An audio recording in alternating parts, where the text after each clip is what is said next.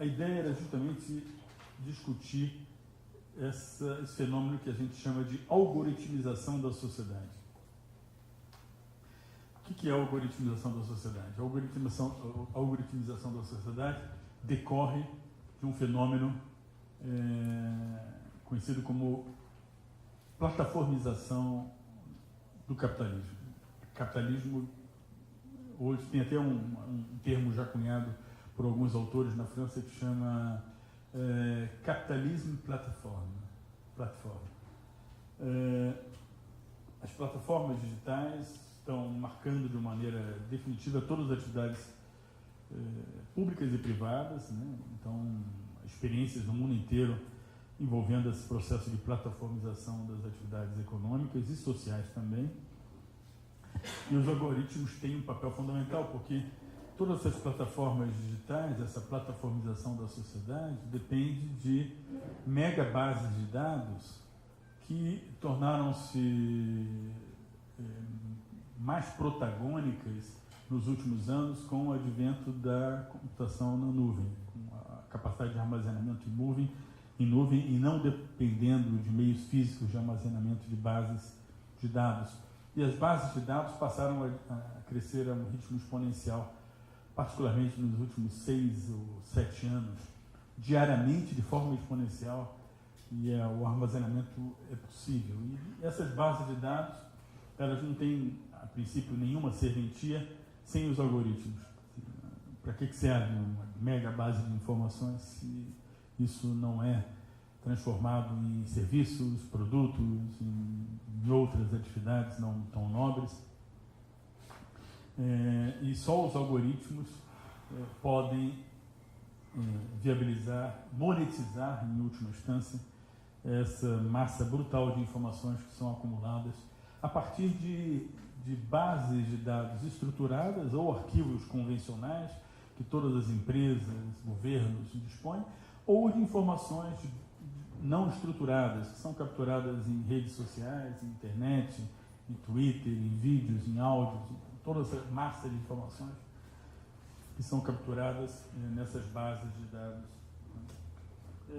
E, nesse sentido, há muitas implicações éticas, muitas implicações sociais. Eu não quero nem aqui entrar em detalhes, porque não é o foco do nosso encontro hoje, falar sobre o impacto sobre o mundo do trabalho, desse processo avassalador de inteligência artificial.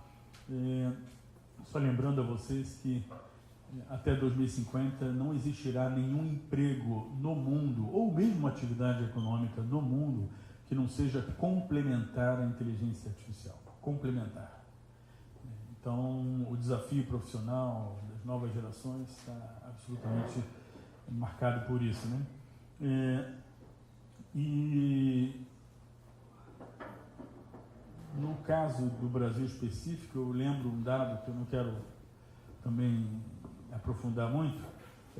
Estão faltando nesse momento no Brasil 160 mil profissionais na área de algoritmos, de data analytics, cientistas de dados, programadores, que transformam essas massas de informação em algum serviço, algum produto, alguma atividade.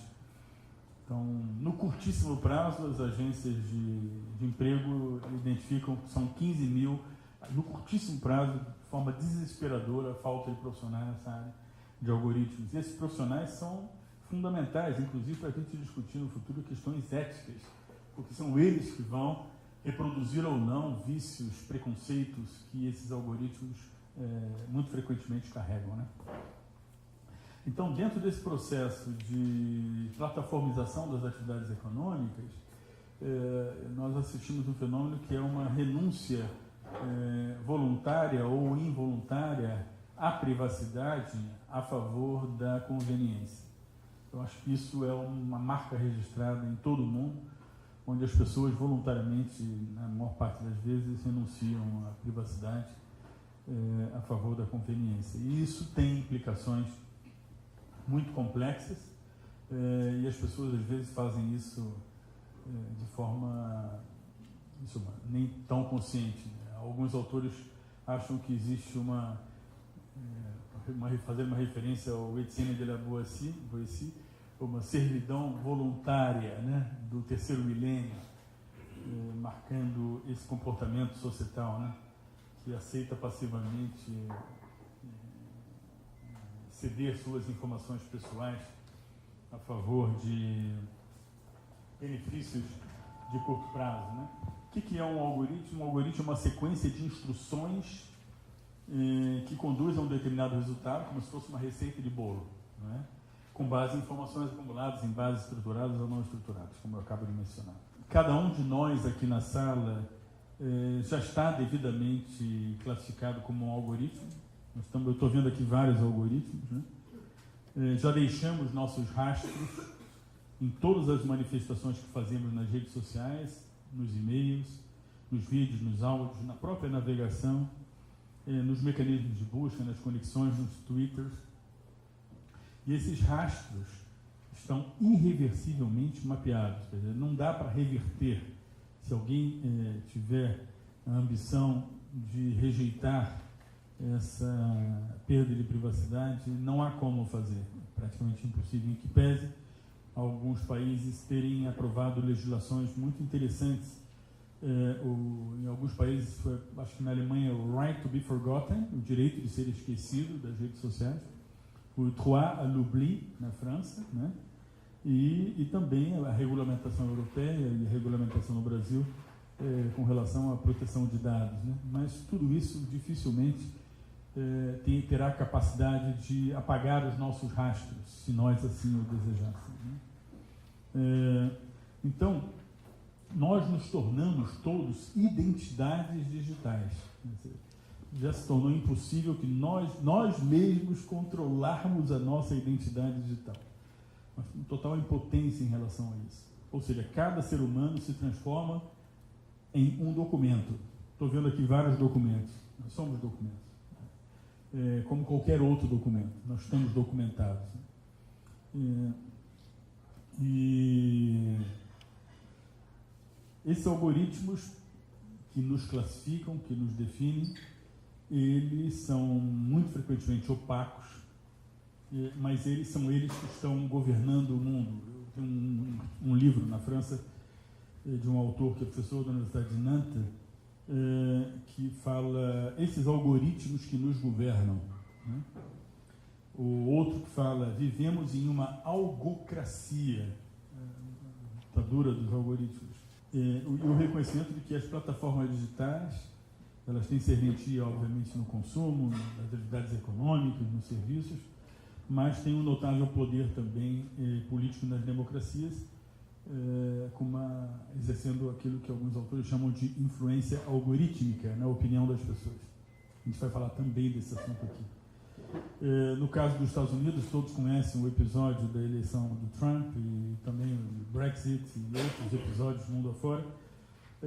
Já reconhecidamente conhecido o fato de que a Cambridge Analytica traçou o perfil de apenas 230 milhões de pessoas.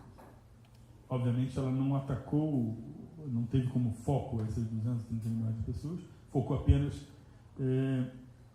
no público que julgava estrategicamente relevante para a eleição do Trump, né?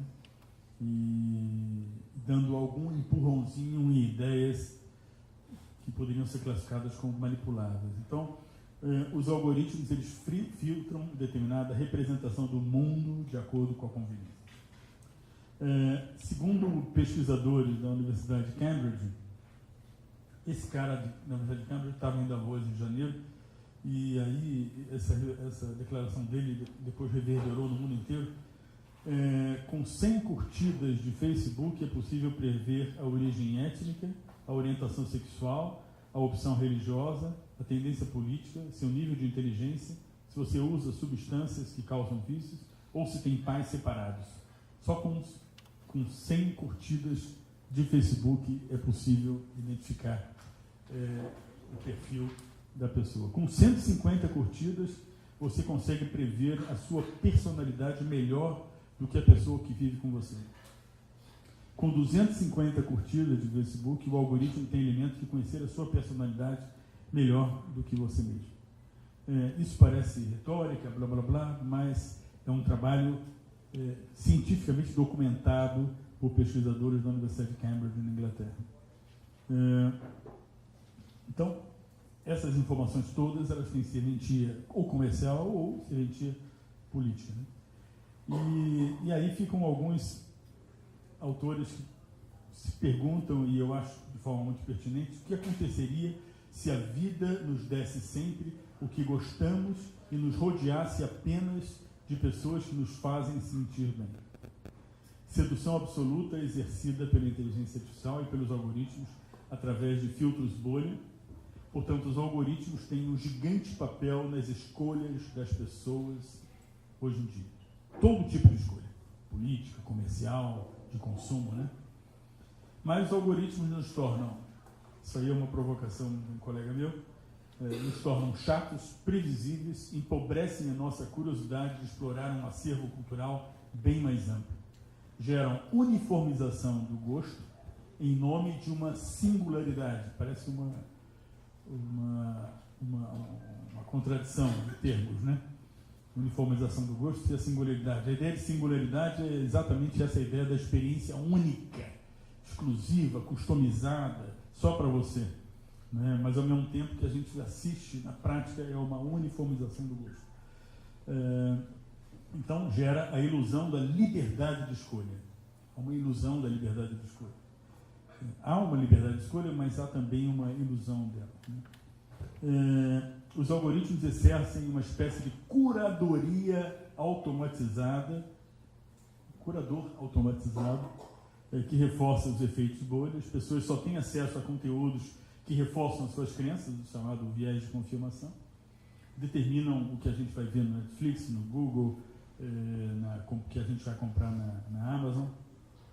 E como diz esse professor Olivier Estershades, da Universidade de Nantes, nossas mentes estão sequestradas em um ambiente onde temos a ilusão da liberdade na era digital. Cada vez menos somos capazes de exercer o nosso livre-arbítrio. Haveria conflito com a ideia de dignidade humana? Essa é a reflexão dele. Estamos diante de um Hiroshima tecnológico que impõe uma capitulação, né? São reflexões provocativas, mas eu acho que tem a ver com o nosso encontro de hoje. Ao mesmo tempo, tem um lado bom. Os algoritmos também vêm facilitar a vida, melhorar a vida das pessoas. Olha, os carros autônomos, não existiria carro autônomo sem os algoritmos, né? Fundamentais. Cidades inteligentes, com uso racional de recursos. Isso aí, eu estou muito envolvido em algum projeto ligado às Smart Cities. Gestão do meio ambiente, questão ambiental, combate à criminalidade, fundamental ao algoritmo. Sem algoritmos não adianta, você tem uma massa brutal de dados que podem ter serventia e eficiência no combate à criminalidade. Planejamento e monitoramento da saúde pública, sistemas educacionais também avançando com o uso de algoritmos, né? A Cruz Vermelha é um dos maiores usuários de inteligência artificial, de algoritmos, para prever necessidades alimentícias em determinadas regiões do mundo. Então, esses são aspectos interessantes, eu acho. Mais impressionante, para concluir, a Suécia está na iminência de anunciar, essa informação eu soube a partir de amigos suecos, está na iminência de anunciar o fim do recenseamento, do censo. Não haverá mais censo. Censo social, visitar a porta das pessoas, a casa das pessoas, saber quantos habitantes, então, na medida em que o governo sueco já dispõe de informações mais do que abundantes para a tomada de decisão pública, decisão de políticas públicas em geral. Então não precisa de censo. Faz o menor sentido, e a Islândia e a Estônia também serão os países que na sequência vão anunciar o fim do recenseamento, né? Mas ao mesmo tempo nós temos aqui pessoas que vão certamente falar sobre isso, múltiplas implicações legais, implicações econômicas, do mundo do trabalho. O mundo do trabalho, eu gosto sempre de mencionar o fato de que quem é o patrão do motorista de Uber? O patrão dele é um algoritmo. O algoritmo é o patrão dele. Não tem patrão físico. Ao mesmo tempo, eu vejo as iniciativas em escritórios de advocacia, departamentos jurídicos de grandes organizações financeiras que estão hoje abrindo mão de 500, 600 advogados para trabalhar com 20 advogados, na medida em que o Watson da IBM ou o Cortana da Microsoft, eles são capazes de olhar mais de milhões de processos jurídicos contra instituições financeiras e analisar. Quando chega um novo processo, o Watson automaticamente já indica, olha, esse processo, você banco tem 7% de chance de probabilidade de ganhar essa causa. Para você ganhar essa causa, você, por favor, se direcione à comarca do Rio de Janeiro com esses argumentos, que aí você tem alguma chance de ganhar. Se não, joga para prejuízo, porque 7% apenas de chance. Apenas para dar um exemplo. E o uso de algoritmo também, agora já na indústria bancária, eu vejo particularmente no banco digital do Bradesco e outros do Itaú, certamente, você abre a conta fazendo o seu selfie do seu rosto, sem nenhum contato com qualquer funcionário da organização, e você coloca suas informações. No outro dia, eu vi a demonstração de um colega meu que chegou para o celular dele e falou assim: Bia, transfere R$1.500 para a conta da Dora. E na hora já aparece, está cadastrado a Dora, não chegou ainda, né? Então, Bia, que é Bradesco Inteligência Artificial, Bia, como está a minha posição de previdência privada? E automaticamente aparece a informação já, inclusive com sugestões de alternativas e tudo isso. Estou apenas mencionando isso, não passando.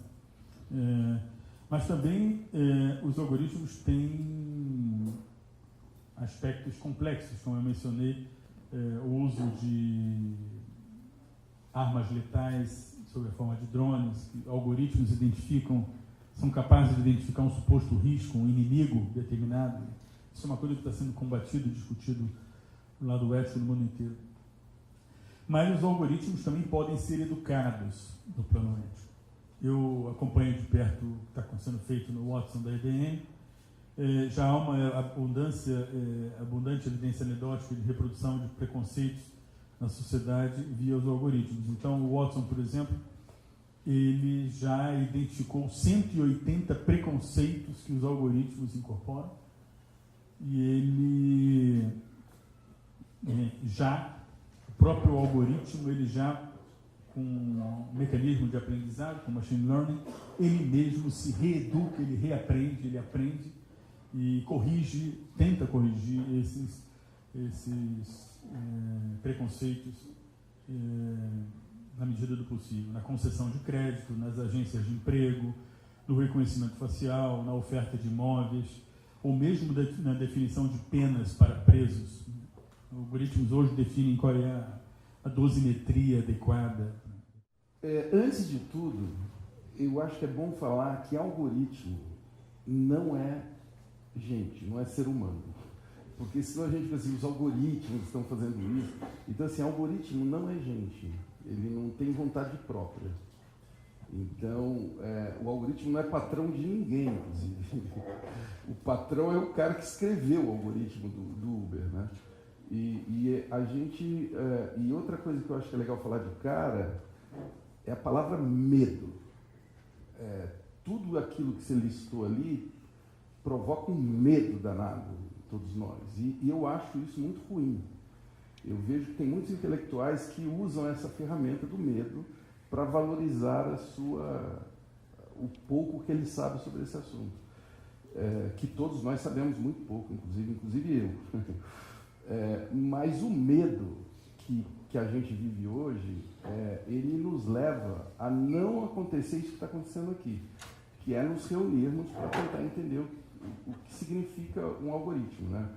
E um algoritmo é uma sequência de instruções definida e finita. Algoritmo, na verdade, quando você chega num algoritmo, é porque você chegou num pensamento tão, digamos, fechado, que ele é repetitivo.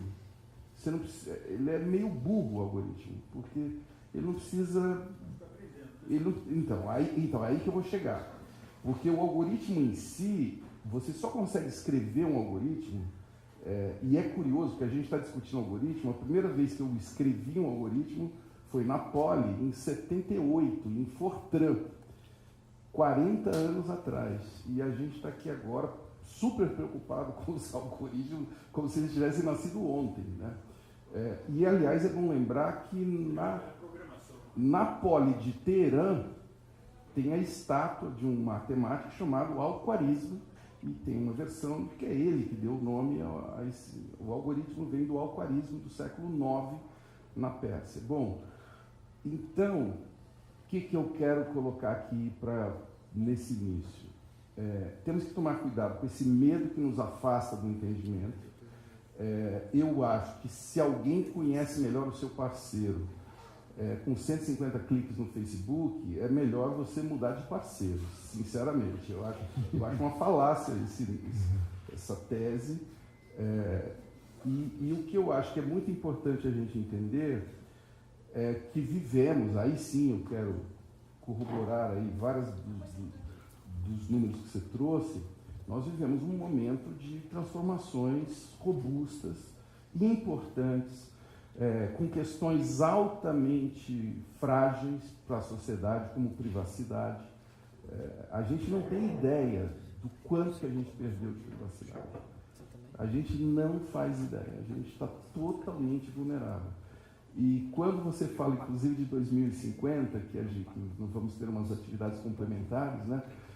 Para chegar até aqui, eu aposto que muita gente teve atividades complementares usando o Waze, usando Google Maps e tal. Ou mesmo lembrando o telefone de casa.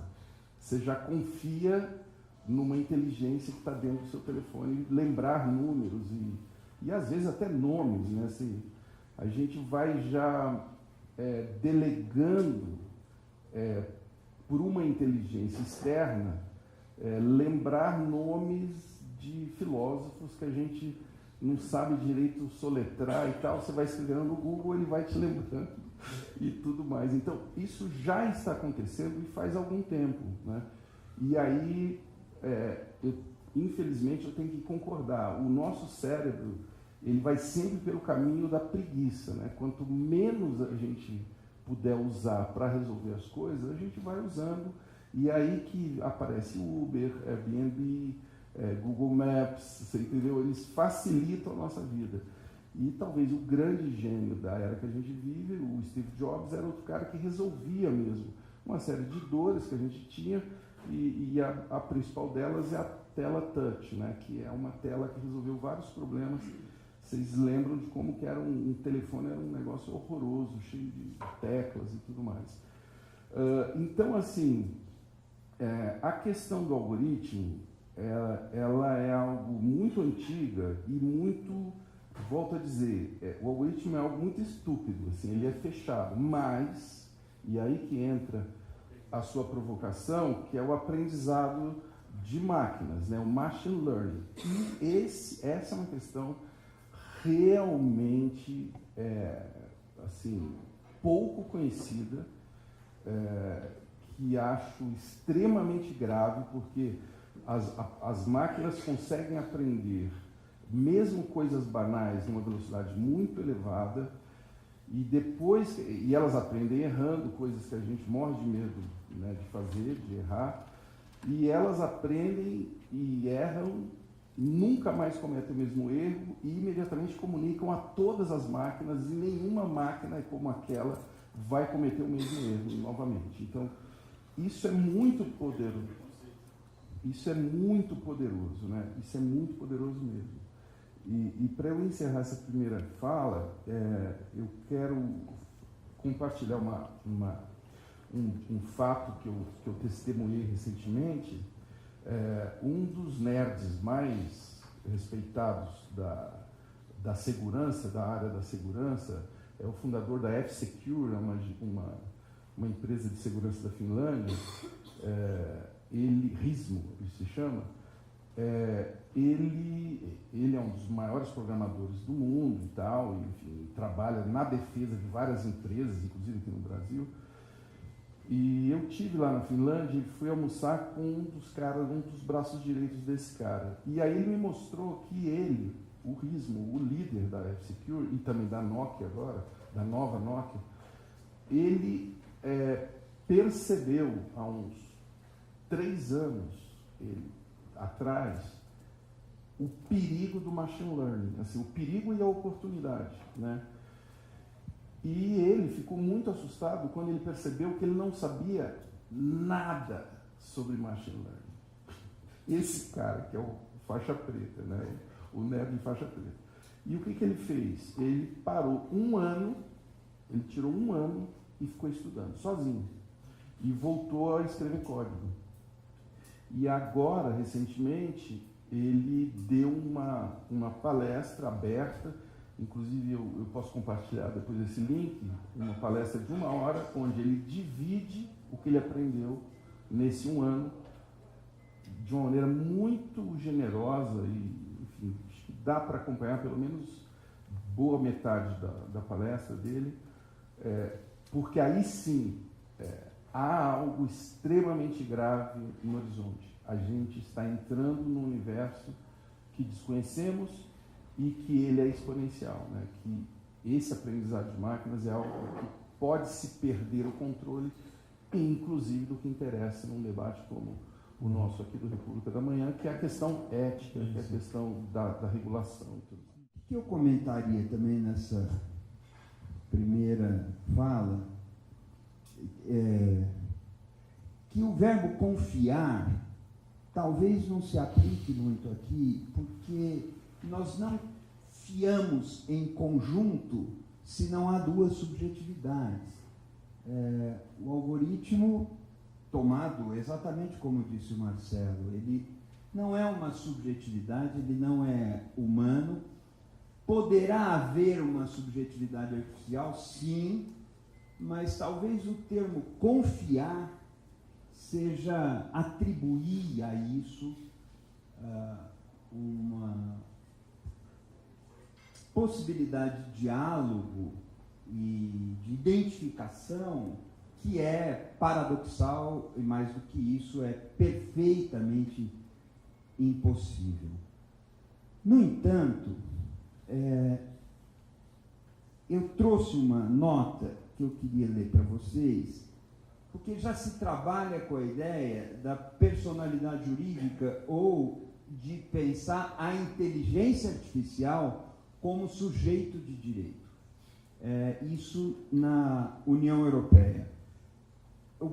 Recentemente, 2017, uma resolução do Parlamento Europeu recomendou disposições do direito civil sobre robótica. E o ponto de partida dessa resolução merece registro aqui, porque são os termos com os quais essa resolução se sustenta.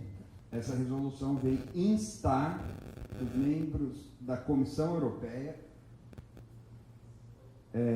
e os Estados-membros a criar um estatuto jurídico específico para os robôs a longo prazo, de modo que, pelo menos, os robôs autônomos mais sofisticados possam ser determinados como detentores do Estatuto de Pessoas Eletrônicas, responsáveis por sanar qualquer danos que possam causar e, eventualmente, aplicar a personalidade eletrônica a casos em que os robôs tomam decisões autônomas ou em que interagem com qualquer outro modo com terceiros de forma independente. E uma outra coisa que eu também gostaria de compartilhar, e que saiu na Columbia Journalism Review, é um artigo muito interessante, mas dizendo o seguinte: já se aproxima o momento de haver um tratamento para a inteligência artificial,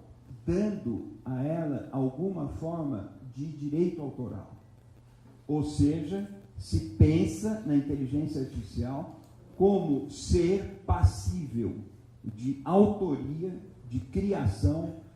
Portanto, talvez a fronteira que separa o humano e o não humano, a subjetividade e a não subjetividade, esteja já se desfazendo.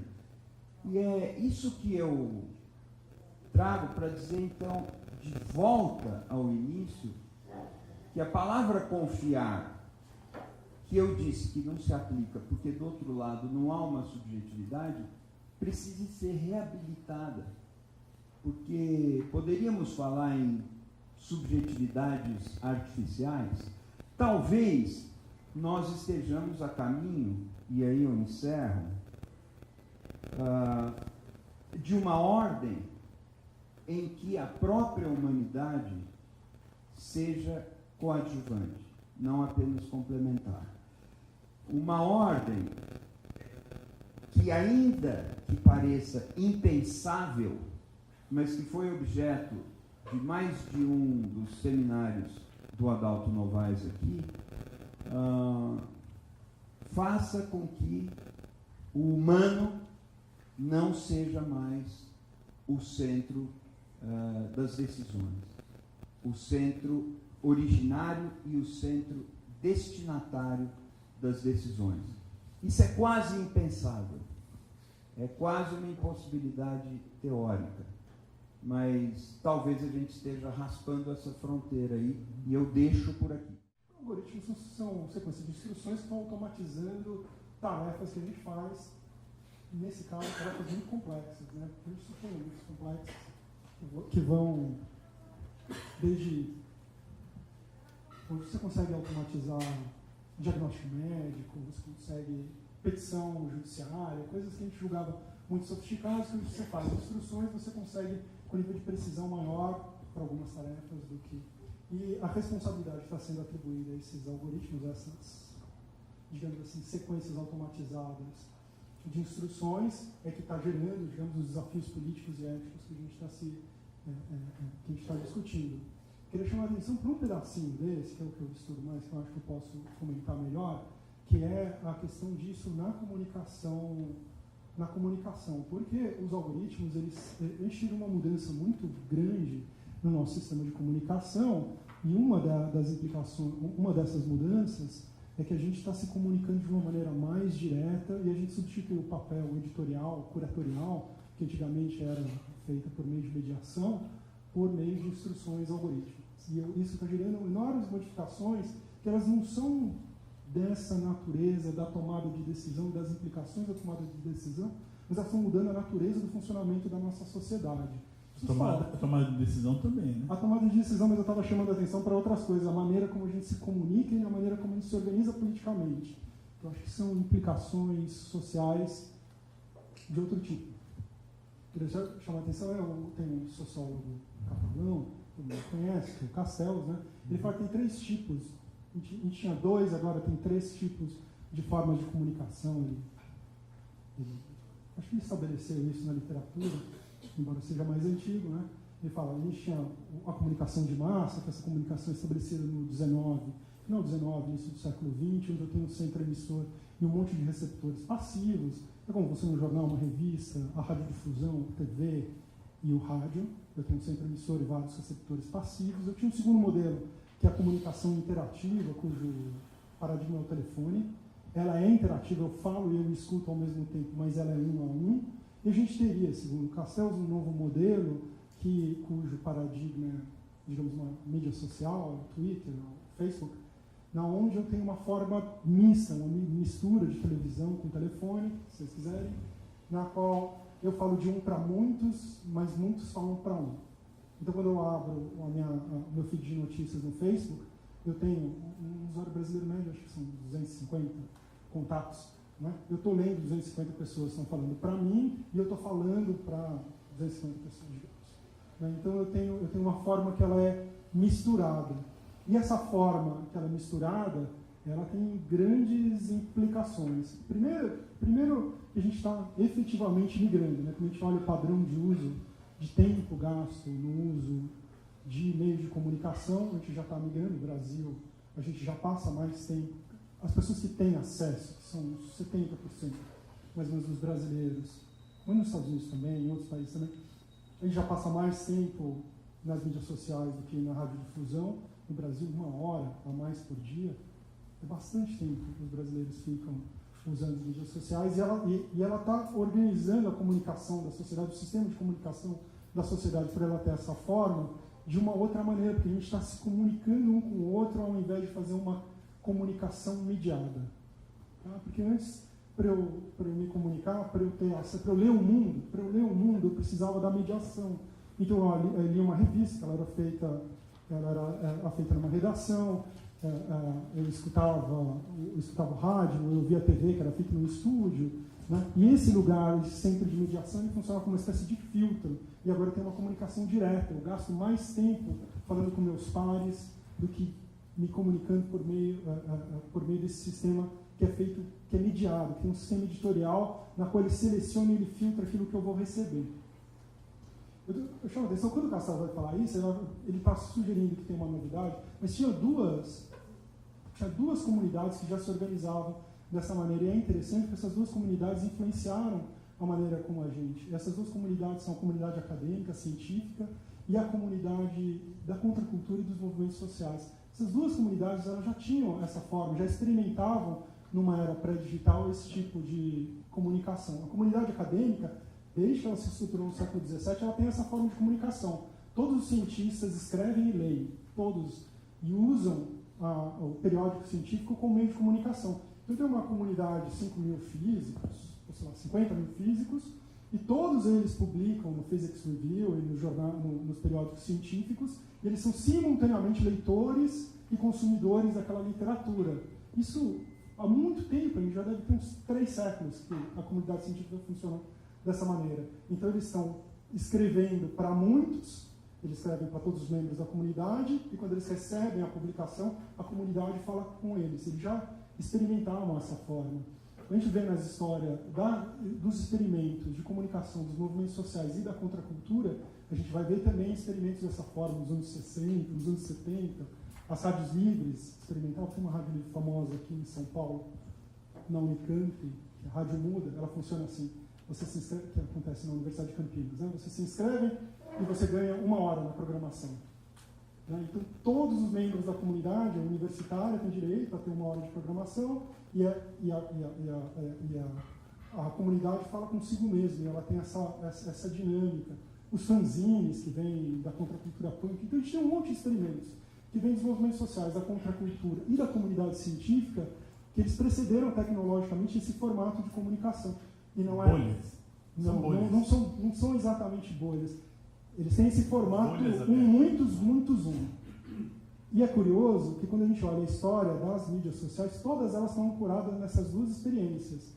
Para generalizar um pouquinho, Twitter, Flickr, Craigslist, Facebook, Google, vem da cultura acadêmica. Não vem um pouquinho da cultura acadêmica, vem bastante da cultura acadêmica. E eu acho que a maneira como essas duas comunidades, os movimentos sociais, estavam experimentando essa forma, desde os anos 70, e a universidade, não é? A tecnologia da internet, que permitiu uma comunicação interativa, ela permitiu que essas duas comunidades experimentassem e ampliassem essa forma de comunicação. Eu chamo essa atenção, longa introdução, para chamar a atenção para um fato, que quando a sociedade, quando esses experimentos, que eram muito segmentados, está falando de comunidade científica no século XVIII, é uma coisa irrelevante do ponto de vista, muito importante, por um lado, mas irrelevante do ponto de vista social, numa fração muito pequena da sociedade está se comunicando assim. Mesma coisa com os movimentos sociais. Agora a gente está falando que esse é o padrão, de fato, da comunicação. Ele se tornou, a gente se comunica mais assim do que da forma antiga. 1 hora mais assim no Brasil, que é um dos países que tem mais avançado esse processo. E quando a gente faz assim, a gente pode fazer assim com mediação e sem mediação. Isso é essa que eu queria chamar a atenção. Com mediação. A comunidade científica fazia assim desde o século XVIII e segue fazendo com mediação. Todos os periódicos científicos da comunidade científica têm um editor. E o editor tem um processo de seleção rigoroso, demorado e chato. Curadoria. Tem um processo editorial e curatorial. No entanto, o que a gente está experimentando é justamente o abandono, em larga medida, não é? E a automatização. O algoritmo está fazendo a curadoria. Eu não acho que essa dimensão ela é responsável pela maior parte das transformações, não. O fato da gente ter dispensado essa mediação e ela está sendo feita por meio de algoritmo. Não é exatamente isso. É o fato da gente ter dispensado o papel de filtrar. Vou ser mais específico. o que está acontecendo é que a gente não está apenas tendo uma comunicação horizontal, né, na qual nós somos uma comunidade na qual a gente fala e a gente escuta. A gente é uma comunidade na qual a gente fala e a gente escuta, e onde não tem um processo de seleção. A gente não tem um processo de seleção. E é essa característica, isso tem a ver com a maneira como essa comunidade, como essas formas de comunicação foram implementadas, de não ter um processo de seleção, é que está causando várias das modificações sociais e políticas que a gente está vivendo. Não diz respeito à forma horizontal, diz respeito ao fato da gente ter dispensado a mediação. E eu estou falando aqui até com alguém, trocar de chapéu aqui, professor para chapéu, alguém que vem do movimento de comunicação alternativa, que lutou muito para dispensar essa mediação. E eu olho quando a gente pensava nos anos 90, participei de um projeto, foi bem importante na história, nessa história, que é o Wind Media, o site que a gente fundou no final dos anos 90, muito, muito importante, teve sede em 295 cidades, e que a gente, o que a gente pensava, e da onde saiu o Twitter, de onde saiu o Flickr, de onde saíram várias dessas experiências, quando a gente olhava para isso, a gente pensava, a gente tem tecnologia para dispensar a mediação jornalística. Esse trabalho jornalístico é um trabalho que atrapalha a formação da opinião política. Se eu puder ler, aconteceu um protesto, se eu puder ler o manifestante, e se eu puder ler o policial, o governo, o press release do governo, eu formo o meu juízo melhor do que se eu tivesse uma mediação jornalística de uma mediação que está enviesada, que está comprometida politicamente, que está comprometida comercialmente. E a ideia era criar mecanismos de comunicação direta que desintermediassem a comunicação. Estou resgatando o processo. Mas é uma desumanização dessa mediação hoje é feita por algoritmo. Não, mas a gente estava olhando na gênese. Nós vamos acabar com a mediação. Você quer se informar? Leia o press release do governo, leia o que os manifestantes fizeram, forme seu juízo. Você não precisa de uma pessoa que vai enviesar e vai informar e vai te conduzir por conta de todos os problemas que a imprensa tem. Eu estou olhando, estou voltando para trás. Seu olhar normativo, não positivo. Isso, estou voltando para trás, porque quando eu olho hoje e eu vejo o que foi criado a partir dessas experiências, parece que a gente criou um monstro. Parece que a gente criou um monstro, porque o resultado disso não é que nós estamos fazendo juízo a partir de comunicações originais, na qual a gente, de uma maneira meio Habermasiana, a gente olha para os negócios e forma um juízo analítico do que aconteceu. O que a gente empoderou a capacidade de construção de discursos altamente engajados que estão se desconectando dos fatos. Isso não tem a ver com o fato da comunicação ser horizontal, mas o fato da gente ter implementado a comunicação horizontal, dispensando os filtros, apostando que as pessoas autonomamente formariam juízos livres, quando na verdade o que a gente empoderou por meio desse tipo de comunicação foi os usos políticos muito extremados que estão destruindo, digamos assim, o enraizamento factual da comunicação. Eu queria, talvez, começar a contribuir, traçar um pouco como é que a privacidade mudou nesse processo, né, de transformação, pensando que ele é muito relevante e pensando que, enfim, acho que todo mundo sente e chega até a falar que a privacidade morreu. Né? Hoje em dia não tem mais. Hoje em dia a privacidade morreu. Chegamos ao fim disso. Né?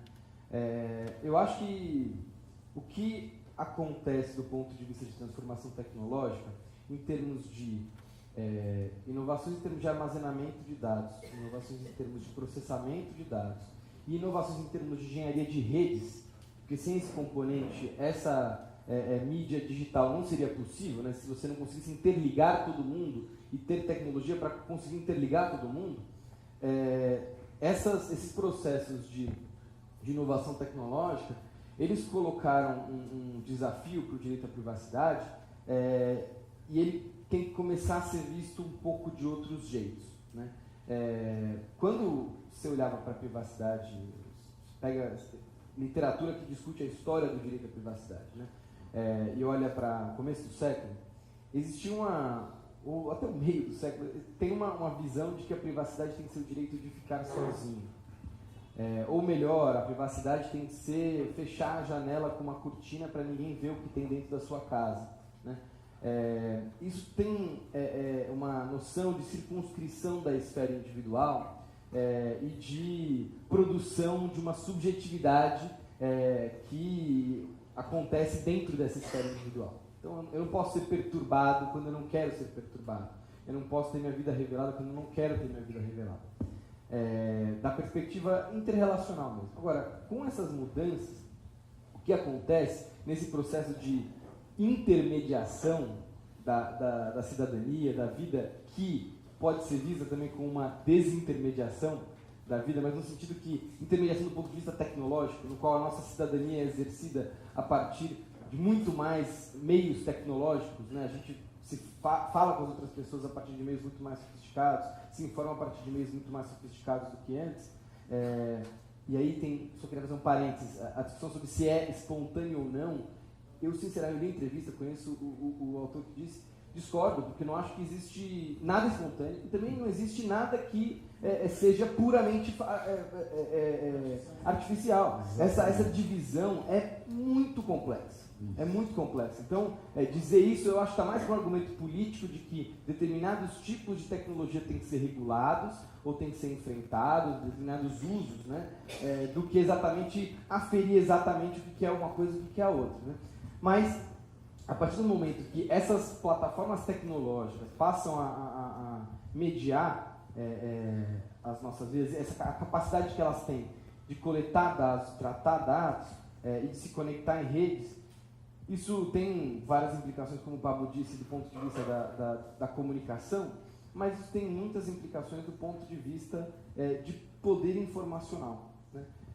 Com esse processo tecnológico, as organizações e também o Estado começam a poder deter bases de dados muito maiores do que elas detinham antes. E ainda mais, elas passam a deter poder de computacional, né, computadores grandes o suficiente para processarem essa base de uma forma muito mais significativa do que anteriormente. E aí, o direito à privacidade, ele ganha um dia que ele ganha uma outra dimensão, porque as pessoas sempre souberam coisas das outras, né? Censos da população, como você estava dizendo antes, sempre existiam como um instrumento de controle do Estado em relação às suas populações. Mas há um ganho qualitativo nesse poder de informação, de se saber e de se entender como que as pessoas percebem o mundo, quais são as preferências e tudo mais. E informação é poder. Você sabe muito sobre uma pessoa, você consegue dirigir o comportamento, ou você consegue mais dirigir o comportamento dela do que se você não souber nada sobre ela. Né?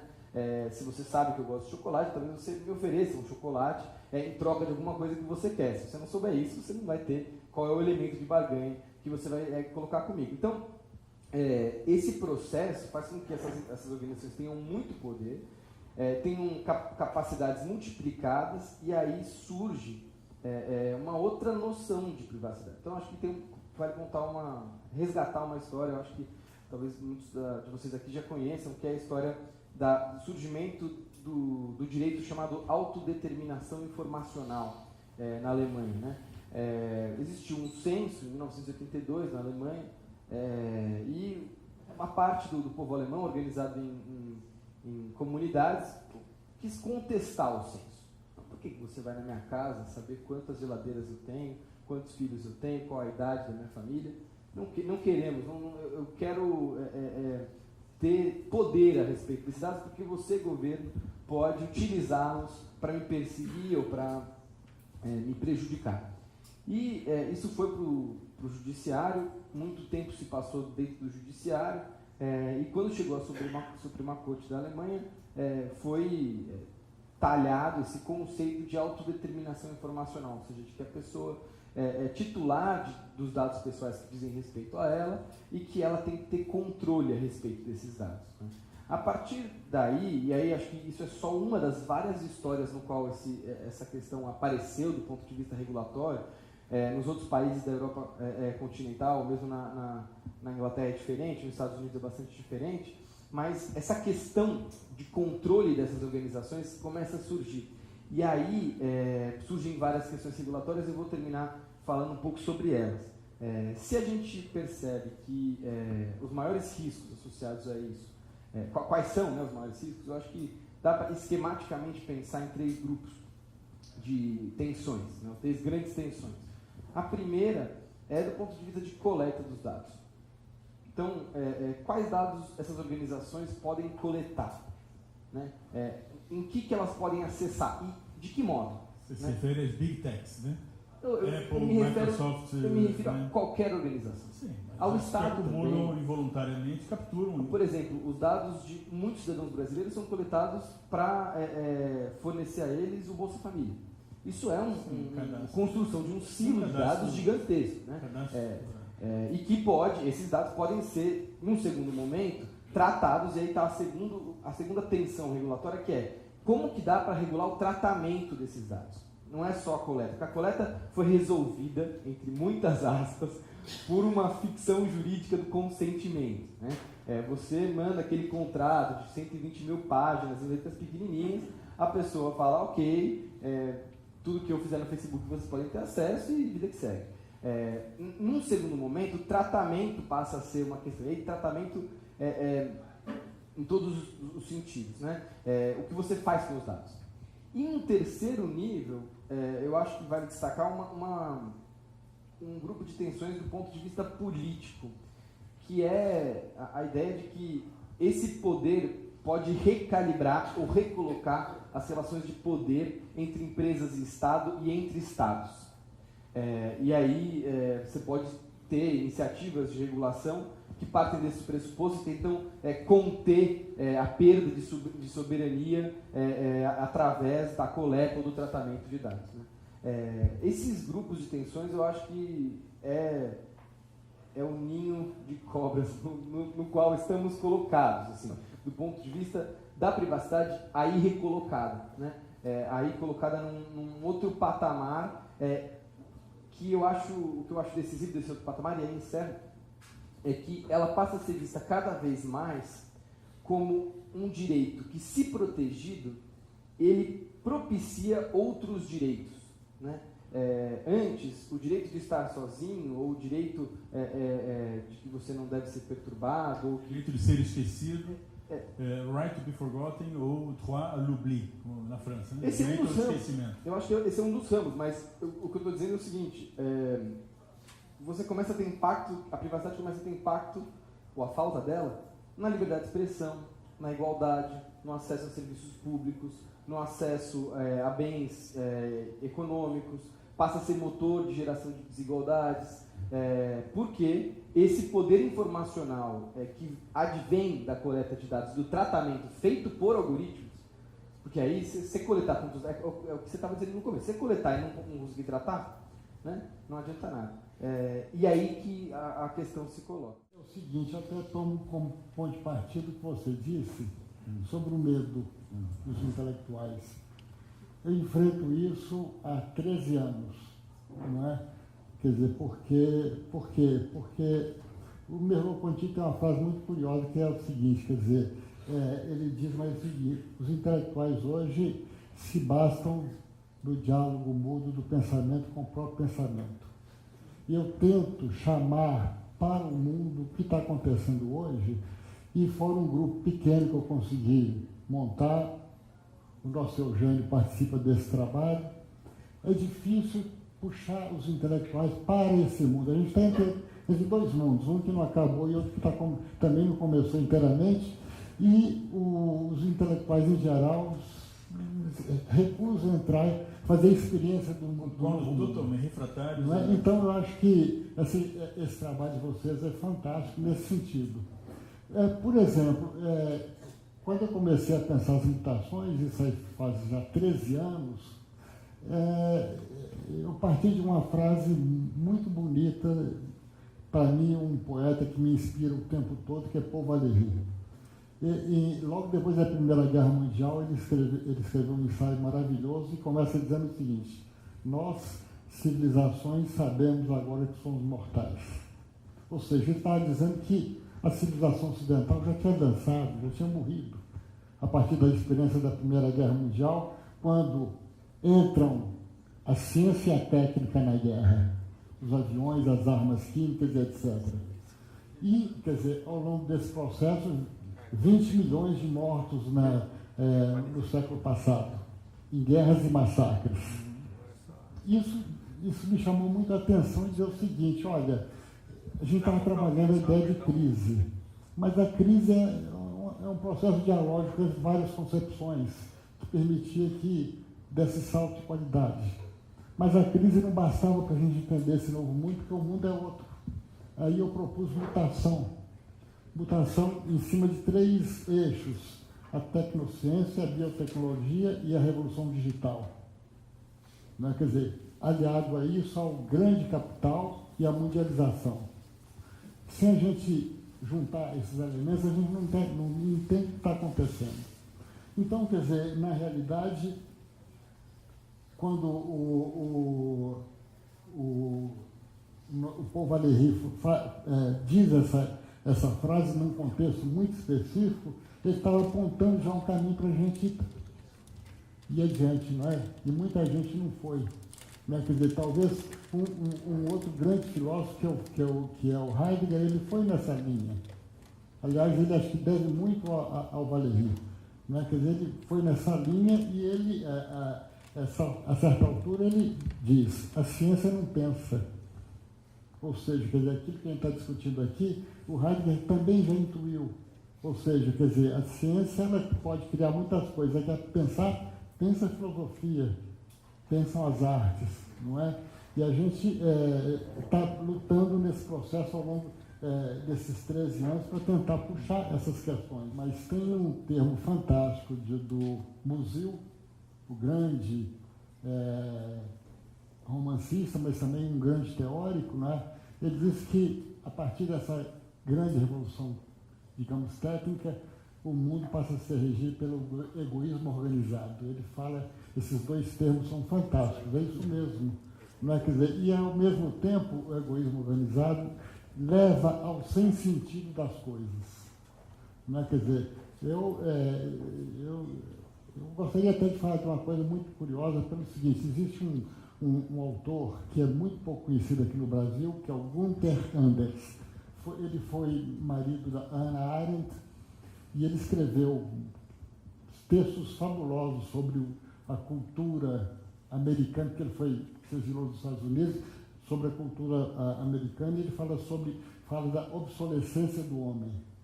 Ou seja, com o domínio da técnica, o homem passou a ser uma coisa obsoleta, absoluta, absolutamente obsoleta. E ele escreveu um livro muito bonito chamado O Ódio, e ele cita um outro livro dele que também é muito importante, que foram as entrevistas que ele teve com o piloto que jogou a bomba em Hiroshima, não é? E a certa altura ele na entrevista com esse piloto, ele pergunta: escuta, você teve algum ódio, nem que seja um segundo antes, durante ou depois do lançamento da bomba? Aí ele responde assim: por que teria eu ódio? Quer dizer, ou seja, o ato e o afeto desaparece, essa relação entre o ato e o afeto desaparece. Então, quer dizer, eu estava ouvindo vocês aqui com muita atenção e aprendendo muito, e eu estava pensando nisso, é que a gente está entrando num mundo sem sentido, não é? Quer dizer, ou seja, como diz o Anderson, somos todos operários que apertam um botão, isso e aquilo, entende? Que não faz nenhum sentido, da mesma maneira que o drone. Você sabe, Nevasca, os caras fazem a guerra sem correr nenhum risco. Não tem. Quer dizer, armas não. Eles apertam um botão, matam milhares de pessoas, etc. e tal, e depois vai para casa, janta, briga com os filhos e acabou. Quer dizer, ou seja, uma sociedade completamente destituída de sentimentos. Acho que é muito isso, né? Quer dizer, e de subjetividade também. E o Heidegger insiste muito, quer dizer, não existe, o homem não é mais o sujeito na técnica, ele é um objeto pura e simplesmente. Eu sugeri aqui que nós somos documentos, né? Cada um de nós aqui somos documentos. Mas nem documento pelo seguinte, porque o Valéry também ele tem um pensador muito importante, gente. Ele tem ensaios incríveis, antecipando tudo isso que está acontecendo, né? Que é um gênio, né? Quer dizer, e ele tem uma coisa muito curiosa que ele diz o seguinte, quer dizer, será que o espírito vai conseguir? Porque isso é tudo obra do espírito, como ele diz, né? Quer dizer, espírito entendido como inteligência ou potência e transformação. Ou seja, quer dizer, a inteligência humana criou esse mundo, né? Quer dizer, e ele diz até uma frase que eu até anotei aqui, que é muito... O espírito pode nos tirar do estado em que ele nos pôs? E a resposta dele, eu não sei. Ou seja, ele está dizendo não, né? Quer dizer, não vai tirar. E aí a gente está entrando realmente num outro mundo. Então, agradeço muito a sua intervenção sobre o medo, porque é isso mesmo, né? Quer dizer, o medo de entrar nesse novo mundo e o medo de pensar, né? Quer dizer, um novo mundo. Né? Quer dizer, eu acho que é por aí. E eu encerro essa brevíssima fala com uma coisa que diz muito, que o Heidegger diz que é muito bonito. A história se vingará de nós se nós não a compreendermos. Também o nosso Paul Valéry, ele começa um ensaio dizendo o seguinte, um outro ensaio, a barbárie é a era dos fatos técnicos. Nenhuma sociedade se estrutura ou se organiza sem o que ele chama de coisas vagas. E ele, engraçado, porque coisas vagas para ele, ele até bota em itálico essas duas palavras. São os ideais políticos, as utopias, as criações artísticas e tudo. E em outro ensaio, respondendo de uma maneira muito bem humorada a uma carta que uma senhora escreveu para ele, ele diz o seguinte, que complementa esse pensamento. Que seríamos nós sem o auxílio das coisas que não existem? Pouca coisa, e nossos espíritos desocupados feneceriam se as fábulas, as abstrações, as hipóteses, os pretensos problemas metafísicos não invadissem nossas profundezas e nossas trevas naturais com seres e imagens sem objeto. Eu acho que o Marcelo, que ele falou dois pontos assim que eu acho muito importantes, que você, desculpe a ousadia, que eu quero complementar esses dois pontos que você falou. Um é sobre os algoritmos. Na verdade, é isso, os algoritmos é só matemática, não tem nada a ver. Não tem nenhuma, não é uma entidade, não é nem que não é uma pessoa física, um ser humano, não é uma entidade. E o mais importante que eu acho é que a gente compreender, é difícil compreender o que está acontecendo se a gente não tiver um pouco de noção o que é essa tecnologia que está por trás. Porque o que a gente tem hoje, primeiro que é os primórdios da inteligência artificial, nós estamos começando. Segundo, tudo isso que nós estamos vendo aqui, todos esses funcionamentos, todos esses aplicativos, em suma, tudo que hoje está sendo usado em inteligência artificial, que é praticamente tudo, tem a ver com uma coisa chamada Deep Learning, que é uma sub-área do Machine Learning. O que ele faz? É capacidade preditiva. Não tem muita diferença do raciocínio. Na verdade, ele não é inteligente. Essa inteligência artificial não é inteligente. Tem também diversas definições sobre inteligência, mas mesmo a gente pegando o senso comum de inteligência, ela não é zero inteligência, ela é burra. Né? E isso que é assustador, porque ela está dominando e ela é burra, porque se ela fosse inteligente, menos mal. E o que funciona? Como é que ela é a capacidade preditiva? Não é, do ponto de vista lógico, não é muito, da natureza, não é muito diferente do que a gente sempre fez para fazer previsão. Então, por exemplo, por que o Watson está dando de 10-0 a maior parte dos diagnósticos em relação aos médicos, grandes médicos? O raciocínio é muito parecido. O que o médico, os mais jovens aqui não pegaram, mas os mais antigos sabem, aquele médico tradicional pegava um livrinho e consultava. O que ele estava consultando? Casos anteriores, dados. Né? Então, quanto mais experiente o médico, melhor potencialmente, porque mais ele viu. O que o Watson faz? Ele cobre uma gama, milhões de casos parecidos, de sintomas parecidos, e ele acha a probabilidade Só que, como ele pega uma montanha de dados, ele tem uma predição mais assertiva. É da mesma forma que acontece tudo. O feed de notícias do Facebook, a programação, lá, o algoritmo, o que ele faz? Qual é a probabilidade daquele perfil de pessoas que ele monta numa comunidade? Isso é importante a gente ver. A personalização que se fala hoje não tem nada a ver com individualização. Não, a gente não é individualizado, não é a mim que eles estão me mandando, é um conjunto de pessoas numa comunidade parecida comigo, que aí o algoritmo ele é estabelecido para ver a probabilidade daquela pessoa, assim, da probabilidade de eu gostar daquele filme Netflix, e tudo é assim, funciona a probabilidade. Customização, é uma customização. Isso, mas é o início, né? Eu queria fazer observação que é o início dos primórdios. Isso começou a se concretizar em 2006, 2010, é hiper recente. Né? Então, nós estamos começando... Bom, isso é um.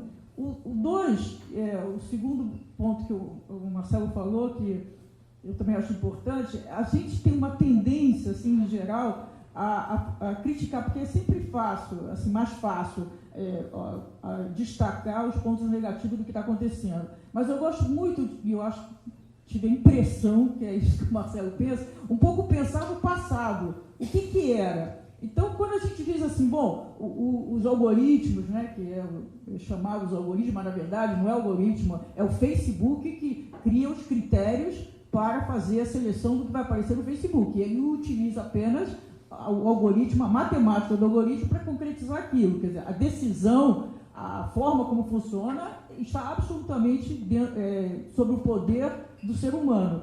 Mas, mesmo se a gente levar isso em conta, o que era antes dessa era? O que a gente tinha? Eram 5 grandes jornais, a televisão. Quem aqui era da época do Repórter Esso? O que não saía no Repórter Esso não aconteceu, não existiu. E era um professor em sala de aula. Então, com todas as questões que a gente possa fazer de críticas ao que está acontecendo hoje, é infinitamente maior, essa bolha que é chamada, eu me sinto numa bolha monumental do que eu vivi durante a minha vida toda, pela idade que eu tenho, que foi não existia nem fax quando eu comecei a trabalhar.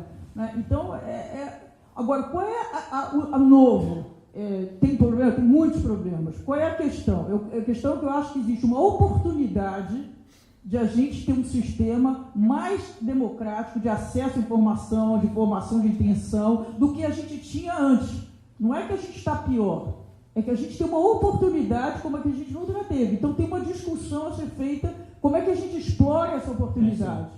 Nós temos, assim, diante de nós algo que é muito antigo. Eu lembro que na última encontro que nós tivemos aqui no República da Manhã, eu falei que nós vivemos, na verdade, um fenômeno de indexação, como nunca vivemos antes. E o que a gente havia, a última acelerada que a gente tinha tido, foi construída por um rapaz chamado Gutenberg, que ele indexou o conhecimento em páginas de livros. E isso causou nada mais nada menos do que a Renascença, uma explosão de trocas de páginas numeradas. Só que hoje, além das páginas estarem numeradas, elas estão disponíveis, hipoteticamente, quer dizer, potencialmente, qualquer um de nós aqui acessa uma quantidade gigantesca de informações que estão indexadas numa nuvem. Né? O que nós vamos fazer com isso, meu caro Adalto, é que é a chave da questão. E eu vou sair daqui agora e vou acessar tudo que você falou do Paul Valéry, e eu não conseguiria fazer isso antes. Eu não conseguiria. Eu me sinto hoje muito mais livre. Né? E aí eu quero reforçar algo que o Pablo colocou aqui, para mim, central, que é a questão da mediação. Né? Eu também nasci em uma época rebelde, fanzine, a época do punk, inclusive em São Paulo, e dos videomakers. Nós éramos rebeldes porque nós compramos câmeras, só as emissoras de televisão que tinham câmeras. Quem acha que hoje nós estamos vivendo uma era centralizada, vai viver nos anos 80 como eu vivi. Aquilo era centralização, né? Só a emissora podia ter câmera. E nós fomos lá e fizemos um negócio com o Japão, passando pelo Paraguai, e compramos uma câmera. Aliás, foi quando, enfim, surgiu o Olhar Eletrônico junto com o Fernando Meirelles, o Paulo Morelli, enfim, o Marcelo Machado e o Ernesto Varela, exatamente. Mas o que a gente vive hoje é uma encrenca gigantesca, não estou dizendo que não é. É uma encrenca sem tamanho, como a gente nunca esteve nela. Mas, ao mesmo tempo, uma potencialidade para educação, para indexação, para liberdades individuais que nunca houve, né? E quero também apontar algo extremamente relevante que aconteceu recentemente, nos últimos 2, 3 anos, que é a Europa dar um passo com o GDPR, né? com a regulação. Isso é muito relevante. Quer dizer, é bom lembrar que há 3 anos a gente achava que era impossível deter o Facebook, né? O Facebook hoje, que nós estamos aí morrendo de medo das 150 curtidas, está absolutamente desmoralizado. Queria trazer essa notícia para você. A minha filha, Clarice, que é uma especialista de 13 anos, ela fala: papai, você ainda fica falando de Facebook, isso vai acabar rápido. E vai. Ela tem uma visão extremamente precisa, porque é uma rede que se autocontaminou, inclusive juridicamente. O Chico pode falar disso. O Facebook se enrolou juridicamente, inclusive nos últimos... Fizeram o cálculo do preju do Zuckerberg esse ano, é na casa de 20 bilhões de dólares. Então, o que eu vejo hoje é um terreno bastante pisado, e é bom que a gente esteja pisando nele, mas com um potencial gigantesco, meu caro Adalto. Da gente conversar com o povo rico a hora que a gente quiser. A gente perdeu essa centralidade. Não tem mais Rede Globo, o Folha de São Paulo, Companhia das Letras, que está fazendo a mediação, fazendo a seleção do que a gente vai ler. A gente está se comunicando entre pares. Esses pares, eles são ordenados, podem ser de diversas maneiras. O algoritmo não é, o algoritmo é uma pessoa. Alguém escreveu esse negócio e alguém disse que ele tem que ser ordenado de acordo com aquilo que nos dá prazer, para a gente ficar mais viciado nesse negócio, porque a gente fica viciado mais, a gente é mais exposto à propaganda, e é assim que a máquina ganha dinheiro. E a gente está ficando 4h30 no Brasil, em média, nesse negócio. 4h30 da nossa vida a gente está, em média, né, ligado nessa máquina. Os efeitos, mas isso é a dimensão econômica da coisa, mas isso tem efeitos políticos. Porque a gente não está só trocando foto de gatinho e falando da celebridade. Se fosse isso, não teria relevância política. O problema é que a gente está se informando politicamente sobre isso está degradando a natureza da esfera pública. É que essa mudança ela foi acompanhada por um movimento político populista que está se utilizando dessa natureza para se insurgir contra as instituições. É isso que eu gostaria de chamar a atenção. Então a gente tem um fenômeno que ele mudou a natureza com que a gente está se comunicando, e ele foi acompanhado de esforços políticos de aproveitar essa nova estrutura de comunicação, que ela dispensa a intermediação, para criar novas forças políticas contra os sistemas de mediação. Então, ela nesse sentido, ela não é só uma mudança da natureza como a gente se comunica, mas ela também a possibilidade de novas forças políticas fizeram, criticando os sistemas de legitimação, eles crescerem politicamente e se lançarem politicamente. Digamos assim, os movimentos políticos que usam no discurso o povo contra as elites, que é essa definição do Laclau, do livro do Yurgis, como é que chama? Yurgis, tá. Não é? Oi? Yurgis, né? Que eu organizo politicamente um movimento político na qual eu me coloco, eu falo um povo imaginário, uma suposta maioria, eu me coloco como representando essa maioria contra uma elite. Esse tipo de movimento político não foi inventado agora, o populismo é um negócio bastante antigo, ele pôde fazer uso dessa nova natureza comunicacional e lançar um ataque às instituições de mediação. E não é por acaso que a universidade, as artes e os meios de comunicação estão no centro das campanhas políticas desses novos movimentos populistas. E eles só podem fazer isso porque eles são apoiados em uma nova forma de comunicação. Então, é uma combinação de uma nova forma de comunicação horizontal, na qual os algoritmos ordenaram de uma maneira puramente comercial, permitindo que os intermediários perdessem poder, combinando com movimentos políticos para desprestigiar e atacar esses sistemas de mediação para que atores que estavam fora do sistema se lançassem para dentro do sistema. A mídia é lida pelos dois lados, em alguma medida, ou é lida por gente de centro, gente de esquerda, gente de centro, gente de direita. Esses veículos, eles alimentam a afirmação da identidade só dos lados. E isso engata processos de deslegitimação da objetividade também. Eu quero fazer uma outra nota aí. Portanto, não se trata de ser pessimista ou otimista. Fazer uma outra nota. Privacidade. Eu posso definir democracia ou uma república democrática como aquela ordem em que a vida pessoal é protegida na sua intimidade, na sua privacidade, e o Estado é transparente, ou o poder é transparente. Todos aqui concordam que hoje a nossa vida pessoal ficou totalmente transparente. O poder consegue ir buscar coisas de mim que o meu parceiro não sabe de mim. Sabemos, isso parece que é um consenso aqui, mas o poder que faz isso, nós não sabemos. Não só porque o algoritmo, ou o software, ou o código é fechado. Não só por isso, mas porque há um plano de decisões e de debates que são inalcançáveis, e esse plano é inalcançável pelo cidadão comum, seja no Estado, seja nos conglomerados. E o que se passa hoje na China? Na China, onde há uma acelerada evolução de inovações, nós não temos democracia.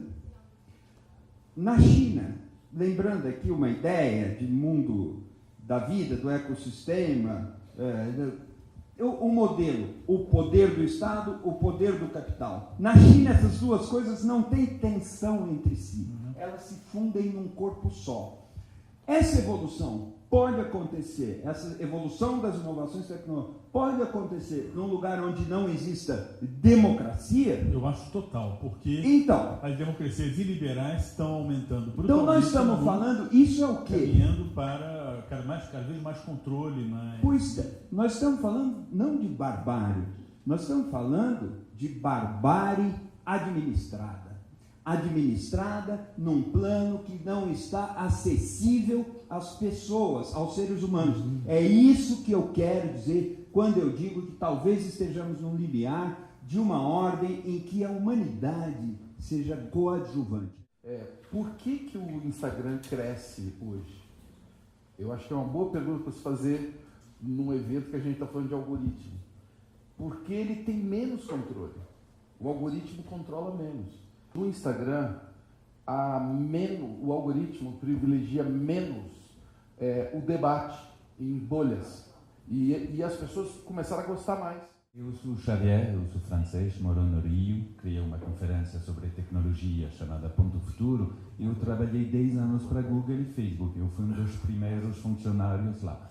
O Instagram tem o mesmo poder de controle do algoritmo que no Facebook. É só que a quantidade de dados que está ligada por trás faz como você não percebe o controle que está acontecendo entre seu fluxo de atualidade e as stories. Eu acho super interessante o debate, fiquei chocado e super interessado, mas para mim o que eu percebi sobre a percepção dos algoritmos é muito República de hoje. Já é. Isso é nossa realidade. O que está por trás, como a China, que tem para mim na República do Amanhã, é o 13º plano quinquenal de planificação dos chineses, ou seja, quem escreveu aquele algoritmo. E hoje em dia nós discutimos comunicação, super importante, direito, muito importante, e também economia. A coisa que vai acrescentar e acelerar, porque quando nós somos num mundo exponencial, nós temos muito controle e a corda longa é muito mais liberta. Então você pode ler o Paul Valéry, que é esse epifenômeno que está acontecendo, que vai acontecer a muitas pessoas em qualquer lugar do mundo, mas a concentração é muito forte.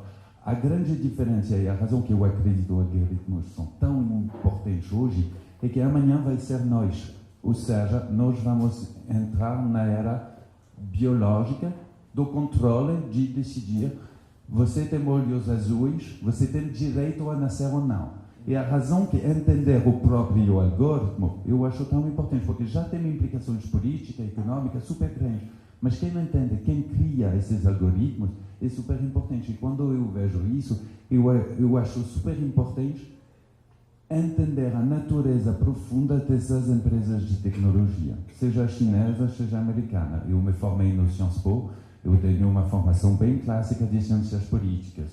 Trabalhei muitos anos e depois descobri a realidade da economia tecnológica. Essas grandes empresas, Google, Facebook, e elas têm um pensamento, uma visão do mundo onde elas faltam as perspectivas que você tem. A falta do pensador não é tão a falta de liderança, é a falta de capacitação a explicar a essas pessoas que criam os algoritmos por que é importante conhecer Paulo Valéry. O que eu acho que é complexo é que as tecnologias, é difícil olhar para elas sob uma perspectiva determinista, de que a tecnologia que a gente vive vai necessariamente moldar como a gente funciona. Isso não é verdade. Né? Pode dizer que favorece, mas não determina. Eu acho que meio, sobre uma abordagem meio weberiana, assim, elas convivem e se relacionam e têm afinidades e têm rupturas, né? Eu acho que talvez elas favoreceram determinadas coisas, criaram condições e tal, mas eu acho que essa noção de que necessariamente a tecnologia determina como a gente vive, ou a gente determina inteiramente como a tecnologia vai ser, e não há nenhum tipo de autodeterminação. Ou algum tipo de gramática com a qual você tem que falar, essa não é uma tensão resolvida, assim como eu acho que a do pessimismo e a do otimismo. Mas as governanças estão mudando em vários planos. E aí vale dizer... Na gestão pública, na gestão empresarial, na vida em sociedade. E aí vale dizer que essa história da gente criar a tecnologia também, né, é ilustrativo o caso da invenção do filme fotográfico e da fotografia de pessoas negras. Né? As pessoas que inventaram o filme fotográfico faziam testes só com as pessoas que com elas conviviam, e todas essas pessoas eram pessoas brancas.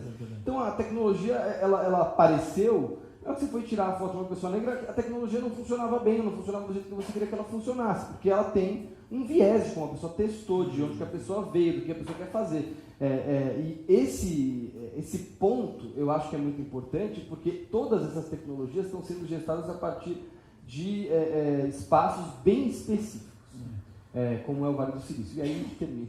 A China é o país do mundo que mais avança do ponto de vista de inteligência artificial, muito à frente da velocidade de crescimento. Em pouco tempo, em questão de... Alguns já dizem que hoje a China já está mais avançada do que os Estados Unidos em termos de inteligência artificial, e essa ideia de controle social, de planejamento, está presente. A gente sabe disso, né? Em vários países do mundo vem uma certa racionalidade,